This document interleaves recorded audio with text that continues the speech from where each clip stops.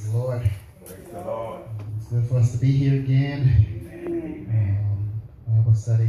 Let's pray. Father, we thank you for every way that you've made, doors that you've opened. Thank you for blessing us to see this day. And we ask that you be here with us. In Jesus' name, open out our minds, our ears, and our spirits, and open up our understanding. In Jesus' name, God, give me what to say and how to say it. Bless me right to divide your word for the edification of your people, God, in Jesus' name. Use me for your glory to show your glory. In Jesus' name we pray. Amen. Amen. Amen. How's everybody doing? Good. Doing all right. Good. Glad everybody joining us. Thank you, those who join us via Periscope and for YouTube. Thank God for you all. We've been talking about money. We're on part 14 of this long series. Amen. We've been series. talking a while about money. One of the things that I've learned is, and you all know we're not a black church, but black people in church don't really like talking about this. They don't want their preachers or their pastors talking about it or teaching on it.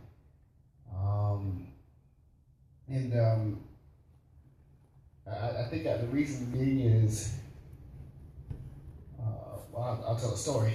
I was overhearing two people I work with talking about a week or two ago. And one said to the other, I'm going to church. Yeah, I'm going to church tonight. I'm going to church tonight. The person number two said, I ain't going to no church because all the preacher do is take your money. And he just take your money. You see all that money that y'all raise? It's going to the pastor. I bet you what car he drive. And he would do all that stuff. And all the preachers do is take money is what he said. And I was just overhearing him. And as I was walking past him, I said, that can't be true because I'm working 2 jobs and pastoring a church. And walk right past him and walk right out. Because what's happening is everybody, black people, let me talk to us black people for just a second. I know we ain't no black church. Amen. Amen. Amen. We think so many times, we think people are trying to get over on us to the point that we actually hinder ourselves from actually receiving some of the things that God has for us. Amen. Because we think that somebody's trying to get over on us all the time. And don't get me wrong, there have been some preachers that have stolen from churches.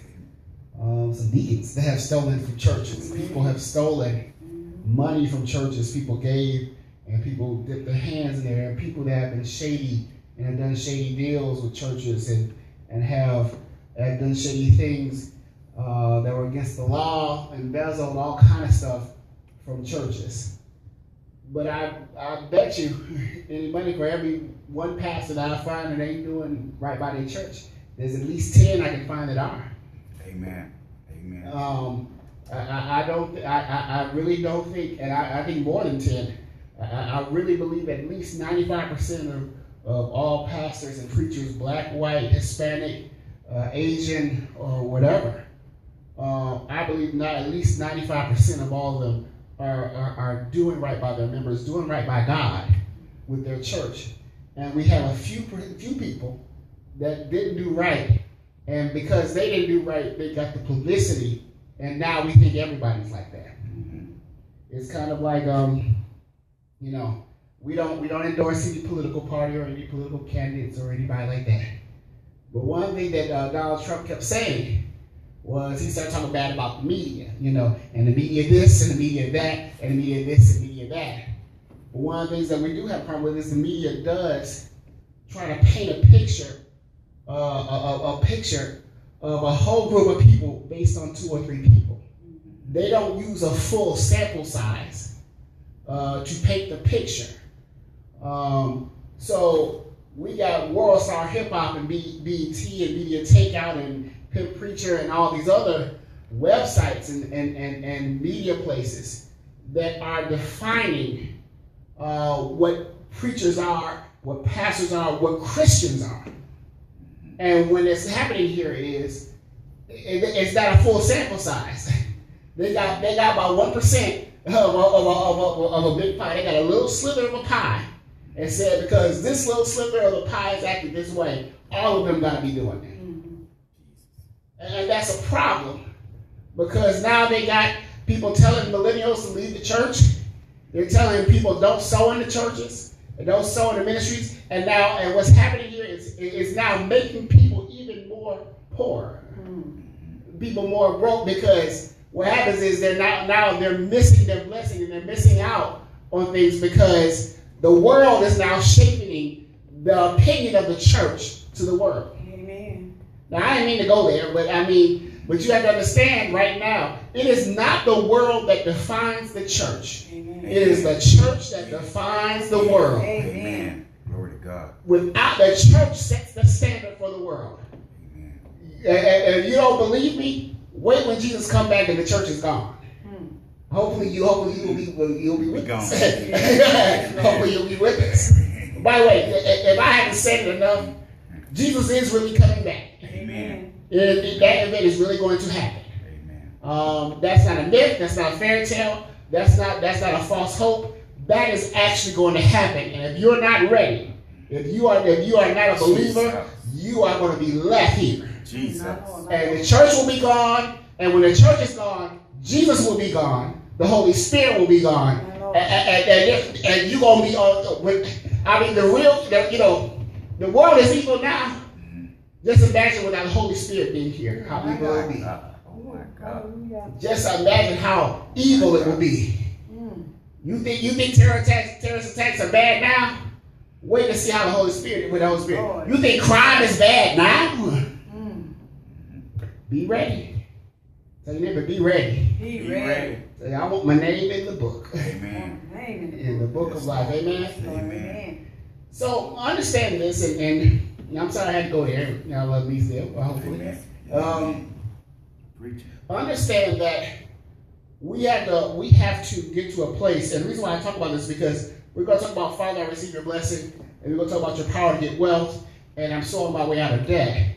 All of those things, especially your power to get wealth, the power to get wealth, and sowing your way out of debt, is going to require you to take something you have and plant it somewhere, hoping for a harvest to come, hoping for something to come back to you, and you're going to put it somewhere and hope for it to come back to you, but you won't have the control of it. You won't have the control of it. And the truth of the matter is, that's where we have problems. That's where we have problems. So we have to talk about that stuff. Amen. Let's go to Deuteronomy chapter 28, rather.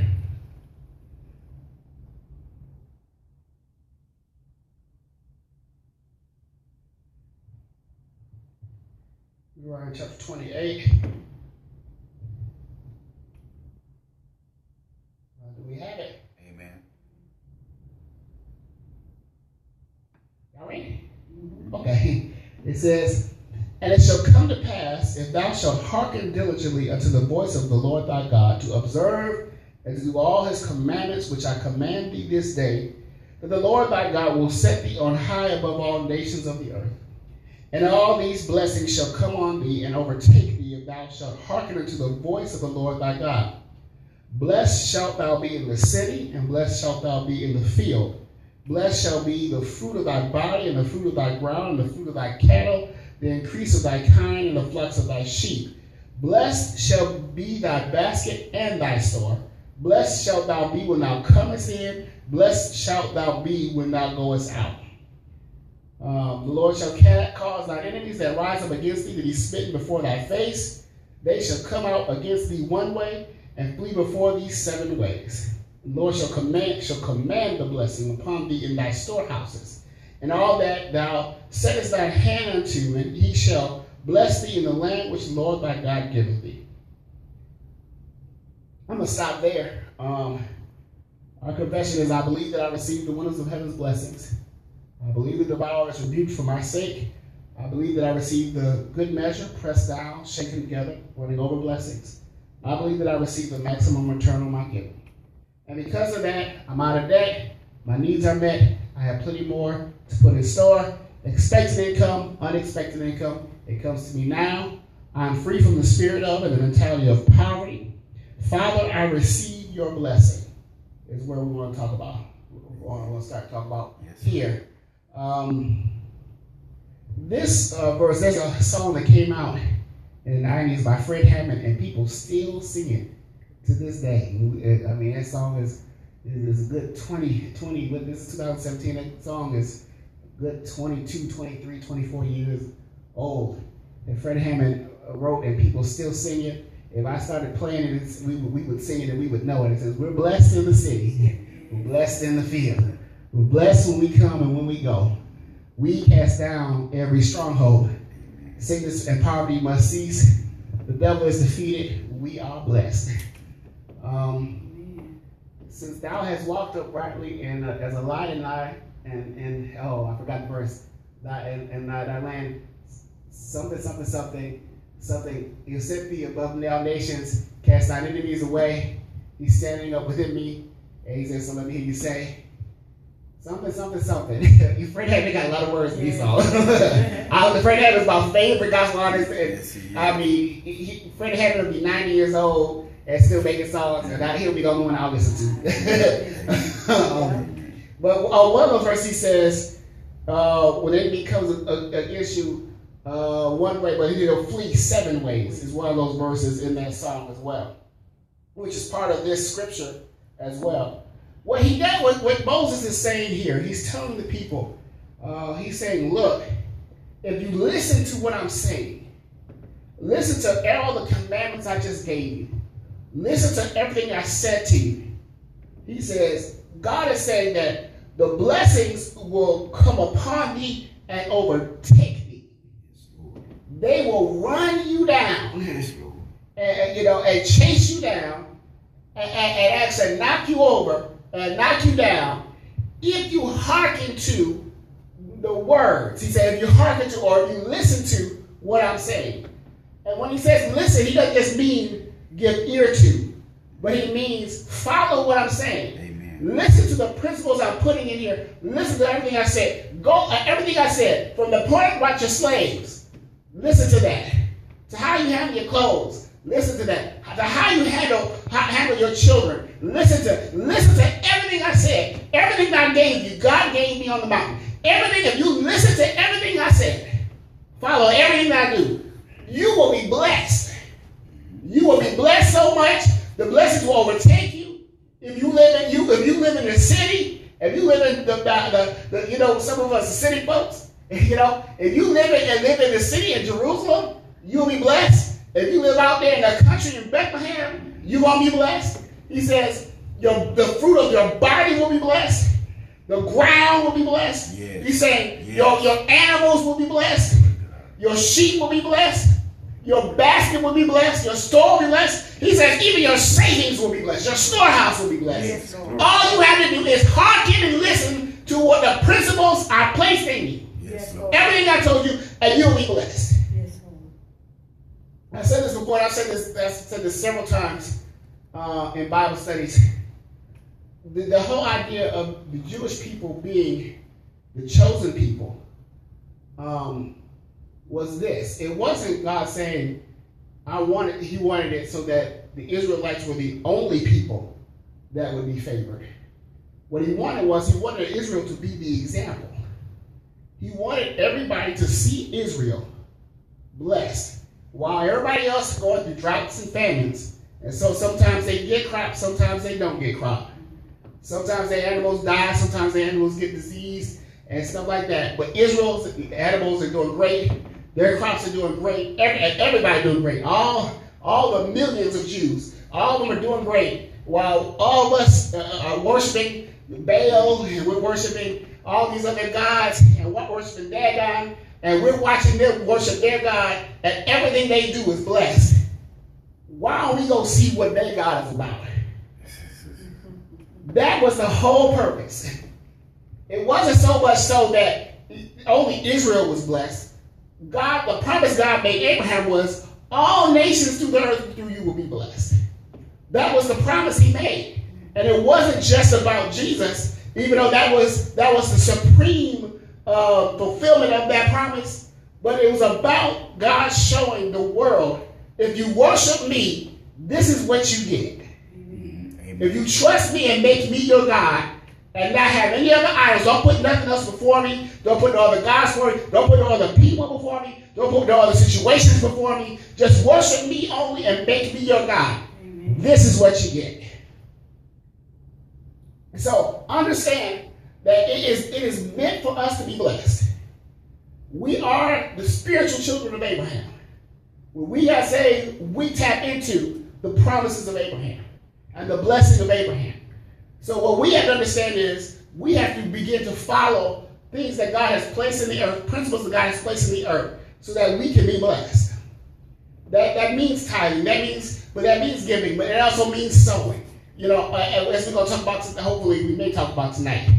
But if we follow and listen to what God has to say, and follow his leading and guiding, we will be blessed. Amen? Amen. Amen. See here. So Deuteronomy chapter 8.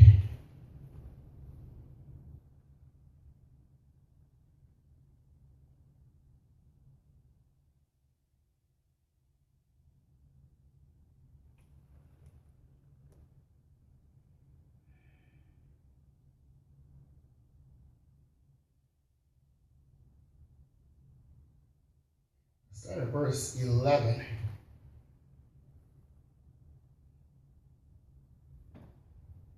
If we have that, please say amen. Amen. It reads, beware that thou forget not the Lord thy God, and not keeping his commandments, his judgments, and his statutes, which I command thee this day. Lest when thou hast eaten and art full, and hast built goodly houses and dwelt therein, and when thy herds and thy flocks multiply, thy silver and thy gold is multiplied, and all that thou hast is multiplied, then thine heart be lifted up, and thou forget the Lord thy God, which brought thee forth out of the land of Egypt from the house of bondage, who led thee through the great and terrible wilderness, wherein were fiery serpents and scorpions and drought, where there was no water, who brought thee forth water out of the rock of flint, who led thee in the wilderness with manna, which thy fathers knew not, that he might humble thee, that he might prove thee to do thee good at thy latter end. And thou say in thy heart, my power and that the might of mine hand have gotten me this wealth. But thou shalt remember the Lord thy God, for it is he that giveth thee power to get wealth, giving thee the power to get wealth, that he may establish his covenant which he sware unto thy fathers, as it is this day. And it shall be, if thou do all forget the Lord thy God, and walk after other gods, and serve them, and worship them, I testify against you this day, that ye shall surely perish, as the nations which the Lord destroyed before your face. So shall ye perish, because ye would not be obedient unto thy voice of the Lord your God. Believe that I received the windows of heaven's blessings, devour and rebuke for my sake. Believe that I received the good measure, pressed down, shaken together, running over blessings. Believe that I received the maximum return on my giving. Because of that, I'm out of debt. My needs are met. I have plenty more to put in store. Expected income, unexpected income, it comes to me now. I'm free from the spirit of, the mentality of poverty. Father, I receive your blessing, your power to get wealth. Your power to get wealth. When Moses is still talking here, it's like he was talking in the last scripture we read, and he really says the same exact thing that he said before. He says, don't forget the commandments I gave you. Don't forget the commandments God gave you. He says, and don't allow yourself that when you receive the blessings that God has for you, your bellies are full, you got great houses, your animals are doing great, that you forget who blessed you with all that stuff, then you start thinking that it was all about you and that you did it in the first place. That it was you that had that you had some special power to make the crops come up or make the animals do right. And not only that, you forget to walk in his ways and then you start worshiping other gods. He says, if you do that, Moses says the term, I testify against you this day. When we think about testify, there's two things that come to mind. One is testimony service, around the guy who's the head of my life, to the son Jesus, the precious gift of the Holy Ghost, to the bishop and to our pastor and his wife and their family. And Lord, thank you for blessing me to see this day. And Lord, thank you for the pie you blessed me with, as Brother so-and-so blessed me with. He blessed me with a delicious pie, and it was so delicious, and I just thank the Lord for that. I pray my strength, Lord, that I'll be one of those sons and daughters that God has called for me to be in one of the last and evil days. And I say amen. And they go to the next song. Praise the Lord. So they go there. Then we think about that. But the other way of testifying we think about is court. And when it says, I testify you against this day, that means I bear witness against you this day. I sit on the stand of the court as a witness, as God's the judge, and I am a witness for the prosecution against you. Jesus. To say, yes, I told them, yes, they knew, and they still did wrong, and I saw them do wrong, and they did wrong, and I'm testifying against you. It's like a case being built up against you because you didn't do, because you had it all, and it was shown and it was told you, and you still didn't do it. And he says, and the scripture says, the Lord says he's going to destroy before your face. He said you're going to perish just like the nations that he destroyed right in front of you. I mean, from Egypt till they got into the promised land, to the wilderness, so they got into the promised land of Jericho and all the other nations. And all the nations, he says, I'm going to destroy you. He said, I will destroy you just like I destroyed them. I will take them down. I will take you down just like I took them down. He says, so it's like, hey, it's either blessing or curse. It's either life or death. It's one or the other that God gives Israel this choice. But he says, this is verse 18, but thou shalt remember the Lord thy God, for it is he that giveth thee power to get wealth. Understand, the first thing to understand about the power to get wealth, it is him that gives it to you. It comes from God. The power to get wealth comes from God. Amen. It comes from God. You know how I know it comes from God?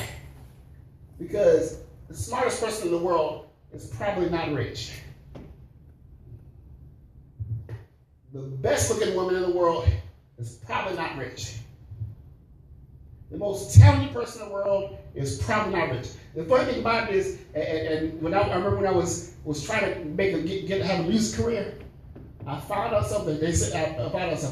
I found out that the most talented songwriters, musicians, singers, and stuff like that are not the ones that actually have the record deals. It's usually somebody that couldn't get the record deal, didn't know how to promote, didn't know how to do all that stuff, and so they couldn't get in, so anybody find out about their talent. You know, we measure even preachers by how great they preach, by their notoriety, and they're on TV and stuff like that. But some of the greatest preachers that we've heard, we haven't heard of them yet. We haven't heard of them yet because they're somewhere in the woods preaching. So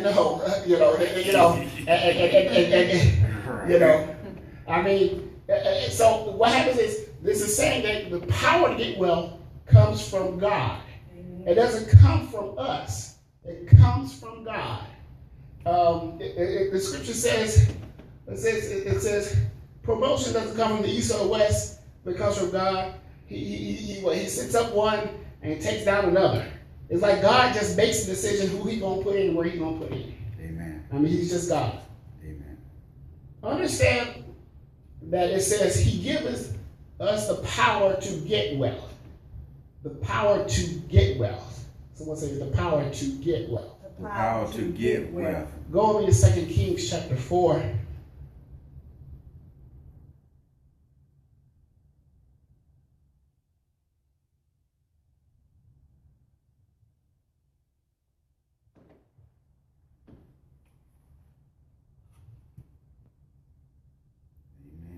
Kings chapter 4. Do we have it? Amen. Amen. It reads, Now there cried a certain woman of the wives of the sons of the prophets unto Elisha, saying, Thy servant my husband is dead, and thou knowest that thy servant did fear the Lord, and the creditor is come to take unto him my two sons to be bondmen. Elisha said unto her, What shall I do for thee? Tell me, what hast thou in the house? And she said, Thine handmaid had not anything in the house save a pot of oil. Then he said, Go borrow the vessels abroad of all thy neighbors, even empty vessels, borrow not a few. And when thou art come in, thou shalt shut the door upon thee and upon thy sons, and shalt pour out into all those vessels, and thou shalt set aside that which is full. So she went from him and shut the door upon her, and opened her sons, who brought the vessels to her, and she poured out. And it came to pass when the vessels were full, that she said to her son, Bring me yet a vessel. And he said to her, There is not a vessel more. And the oil stayed. Then she came and told the man of God. He said, Go sell the oil and pay thy debt, and live thou and thy children of the rest. Glory to God. Glory to God. Scripture, Elisha, a woman, he says the wives of the sons of the prophets. Her husband died. You know, they didn't have Social Security back then, and and they didn't have, they didn't have retirement stuff. Your husband owed the debt. I mean, it still had to be paid. Life insurance. Yeah, they didn't have life insurance stuff. They didn't have this stuff then, And so the creditor came and said, and you know how I work, now we owe bills. They can't take us, pull us away and be slaves no more. They have to, praise the Lord. Amen. Praise the Lord. But so they, but they took them away. They were getting ready to come and take them away. And Elisha asked her one question. He asked her, what's in your house? And she says, well, I got these, pots and stuff. And he says, well, go borrow vessels. And she said, I got a pot of oil. He says, go borrow vessels. And then he told her, just start pouring the oil in the vessels. And she began to pour oil in vessel after vessel after borrowing all these vessels. He told her to borrow a whole lot of them. And she just poured oil until all the vessels were full. Then when the vessels were full, the oil, it said, stayed or it stopped pouring. The oil kept pouring. She only had a pot of oil, but the oil kept pouring and pouring and pouring until she ran out of vessels to pour. And Elisha said, well, hey, sell the oil, pay off your debts, and live off the rest. It's basically what he said, But the thing that I want to point out to you is he says something. He says, what's in your house? He says, what do you have? What's in your house? What's in your house? What do you already have? When we talk about, he said, the power to get wealth. Some of us are waiting for wealth to come to us. We're waiting for it to kind of just fall on us out the sky, And God is saying to us, I've given you the power to get wealth. What do you have that you can give me and surrender to me? What's in your house that you can use to get wealth? What's in your house that you ain't using? That's just taking up space. You need to. Some of us need to be free from the hoarder spirit. You know what I'm saying? That's your hoarder spirit. It seems like they try to keep. It's got so bad.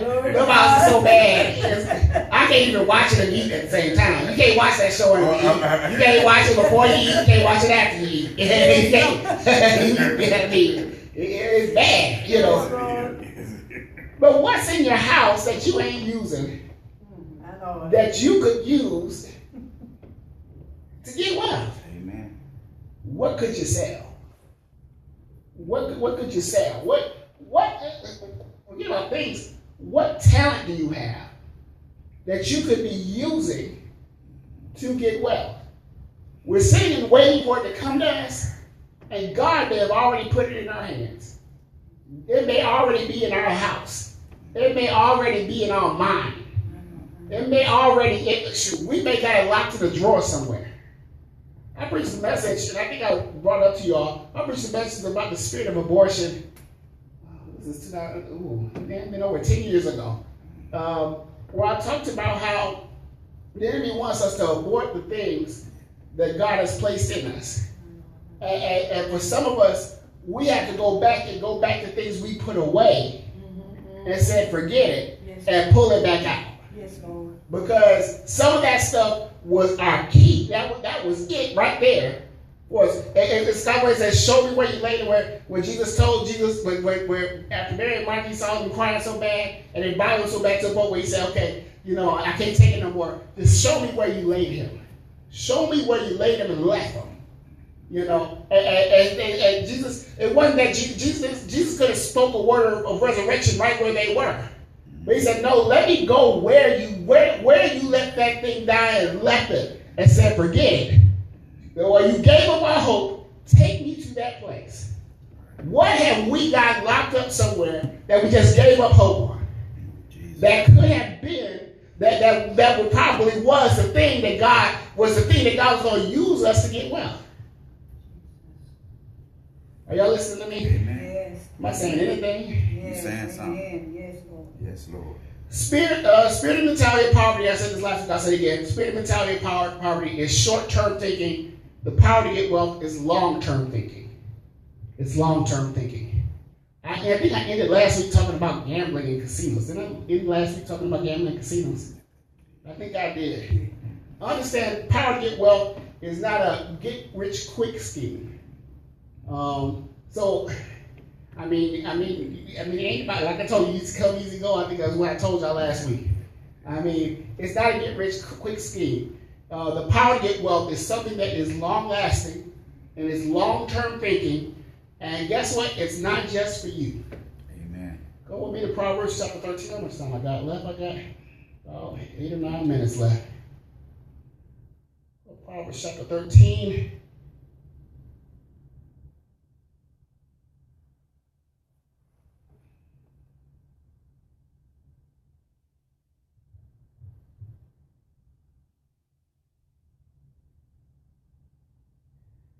One verse 22. Do we have it? Amen. It says, a good man leaveth an inheritance to his children's children, and the wealth of the sinner is laid up for the just. I wasn't even planning on talking about that second part of that verse, but let me talk about that second part of that verse first before I get to that first part. The wealth of the sinner is laid up for the just. Amen. That means that somebody is holding your stuff Glory to and God. keeping your stuff warm. Yes, Lord. And Yes, keeping Lord. your stuff going. Yes, Lord. And they hold on. I know we talk about that, and everybody use that as you just saying that to get folks excited and happy. It's scriptures. Amen. The wealth of the wicked is stored up for the righteous, Amen. Amen. and the wealth of the sinner is laid up for the just. Yes. And understand that even though you may feel like you feel like you ain't go, and things ain't gonna happen like you're supposed to, trust me, there's somebody wicked holding your stuff Glory to God. and keeping your stuff company Yes, Lord. and making sure your stuff is in place. Yes, Lord. So when it's time for you to get yours, sometimes God just trying to get, you understand, for us, see us believers, we're special.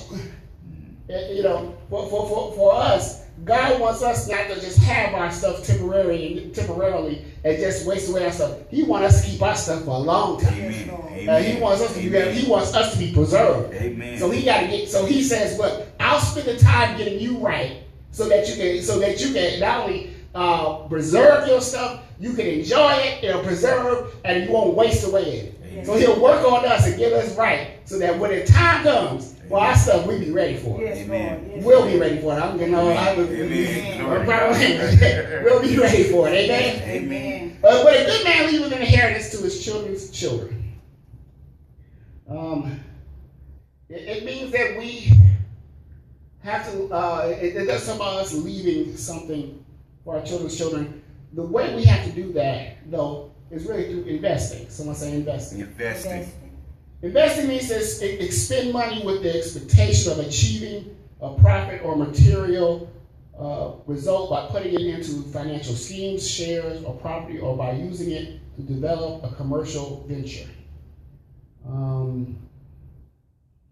I can't tell you how to invest or anything like that. I'm not a financial advisor or planner or expert. By all means, talk to one. Talk to one. But you should have, your money should be somewhere making money for you. You should have money somewhere, even if it's in a savings account. At least if it's in a savings account, it's making a few pennies, off of interest. Because I remember watching the Cosby Show, and Vanessa got into a fight with some girls at school, I think. And they said, well, I didn't get back, because they called me a rich girl. And my life would be so much better if we weren't so rich. And Cliff was like, me and your mother are rich, you have nothing. But Claire was like, well, how did they find out we were rich? And she started talking to him about a painting and all the painting they bought. And she said, you wanted them to like you, so you tried to impress them and all that stuff. She said, yeah. And she told us, she said, me and your father ain't necessarily rich because we work hard for our money. Rich people, their money works for them. We have to get to a place where our money is working for us. Amen. Yes, Lord. And our money is working for us. And that's long-term thinking, though. So, talk to a financial advisor, you should have retirement accounts. You should have, annuities and even look at listen, don't be fooled. The stock market, and I'm going to say this, sometimes we think the stock market as a get rich quick scheme. It's not. Stock market is a long-term thing. Because if it's not long, if you don't think long-term in the stock market, as soon as the stocks drop, you're gonna sell your stock right away. And the next day, it can go back up and it can be worth more. Because you'll make a quick emotional decision based off of what you're seeing on TV. And so that's why, you have to talk to a financial planner. I'm a pastor, I'm not a financial planner. I'm a criminal justice major and I'm a musician and a pastor. That's why, I don't know about all that stuff. But talk to a financial planner about those things. But you should put your money into something where it's making money.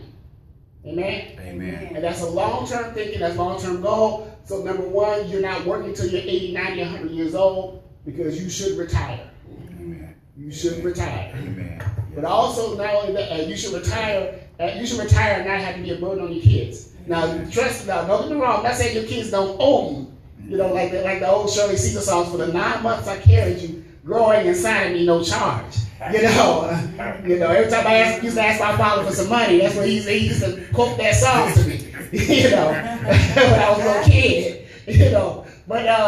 But even though that's the case, still at the same token, have yourself set up so you don't have to depend on them. Amen. Amen. Amen. But understand that that's long-term thinking. But also understand, and we're about to talk about, Lord, we'll talk about it next week. We'll start talking about it next week. We're going to talk about sowing my way out of debt. We're going to start talking about really sowing. We talked about debt already.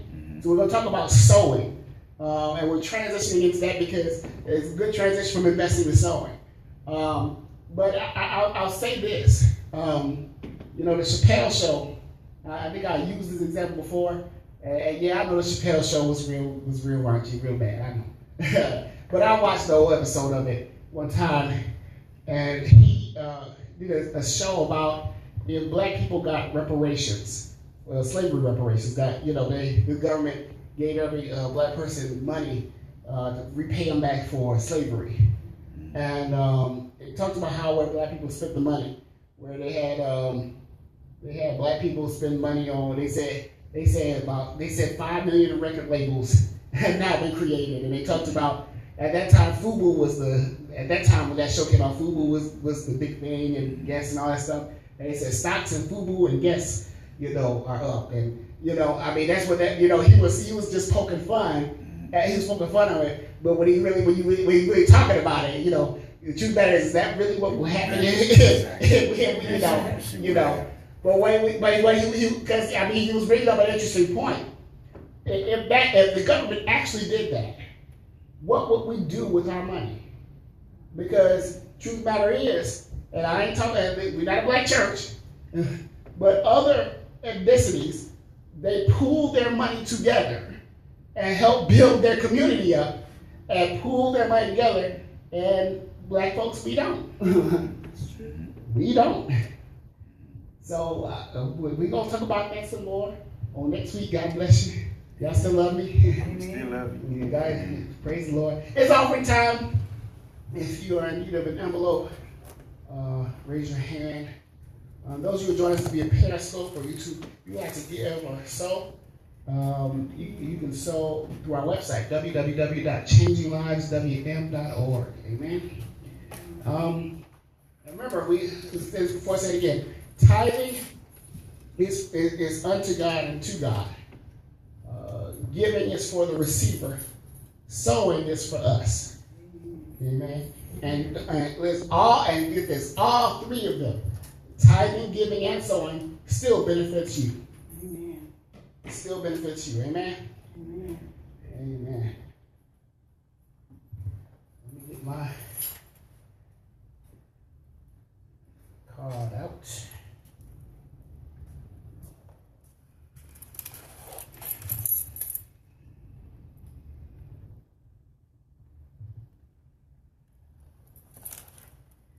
Amen. If you're ready, we're ready to say our confession.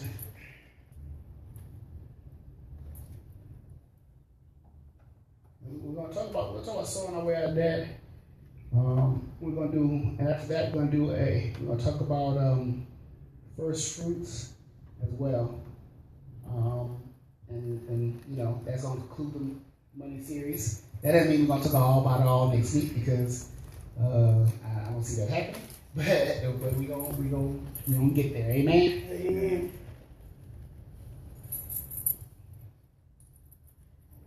We ready?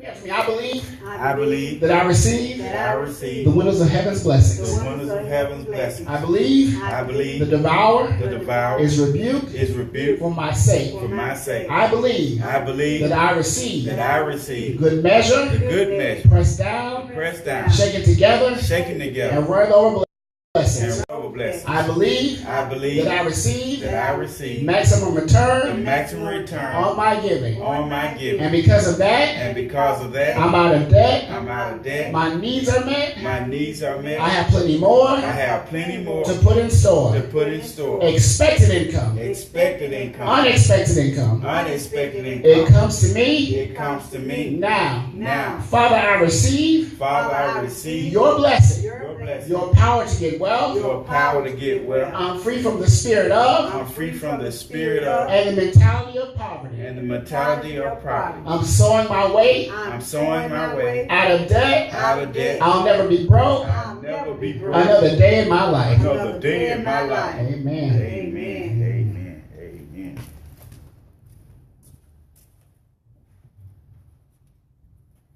And I'll get it afterwards. We'll be back here Sunday at 2:30 p.m. Hopefully I get a little bit of voice back. I'll drink me some tea and, and do what I'm supposed to, and cover my throat up, and won't be walking outside in the cold, Amen. It's good to see everybody out. Pastor Penny, all right. She's all right. She's studying for a test. She'll be back with us on Sunday. And hope to see everybody there. Invite somebody. Bring somebody with you. Amen. Amen. Amen. Father, bless us as we go. Keep us in your care in the center of your will. Bring us back at the appointed time. Bless us to have a wonderful rest of the week and a wonderful weekend in Jesus' name. Lord, I pray for relief from pain in Jesus' name, and healing from all sicknesses and diseases. Yes, In the God. name of Jesus, God. known sicknesses and known sicknesses, Yes, God. Lord. In Jesus' name. We ask that you continue to protect us from danger seen and unseen. Yes, Lord. In Jesus' name, God. Lord, we ask that you bless us to hear your voice clearly, God, and help us to hear you even more clearly, God.